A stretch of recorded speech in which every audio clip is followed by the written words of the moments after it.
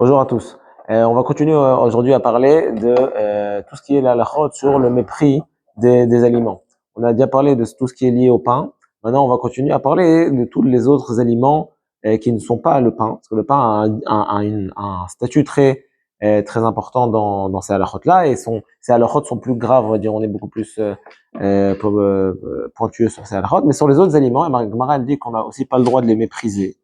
C'est-à-dire, quelle est la définition du mépris qui est interdit? C'est de faire toute action qui va amener l'aliment à être dégoûtant aux yeux des gens. C'est-à-dire que même si l'aliment il est apte à être consommé, il n'y a aucun problème. Parce que s'il n'est pas apte à être consommé, c'est déjà un problème de baltachrit. Mais disons que l'aliment il est apte à être consommé, il n'y a aucun problème.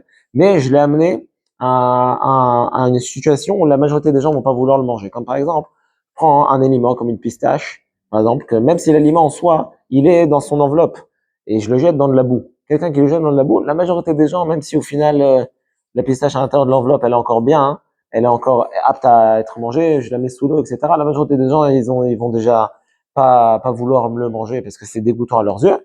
Ça, comme ça c'est marqué dans Tosfot, dans Masechet Brachot, là-bas, Dafnoun, que c'est interdit de faire ça là. Il y a interdit des rabanan de bisouille ochel. Comme ça, le Shulchan Aruch dans Siman Kuf Ayin Elef, il tranche que c'est interdit de faire toutes ces actions-là.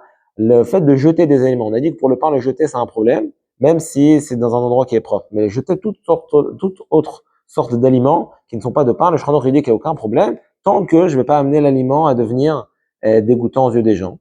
Et les gens vont donc pas vouloir le manger.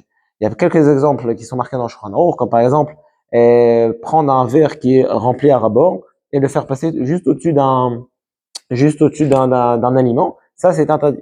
Bien, pourquoi? De peur que le verre se renverse sur l'aliment et l'aliment va devenir dégoûtant aux yeux des gens et personne ne va vouloir le manger, ce qui est interdit.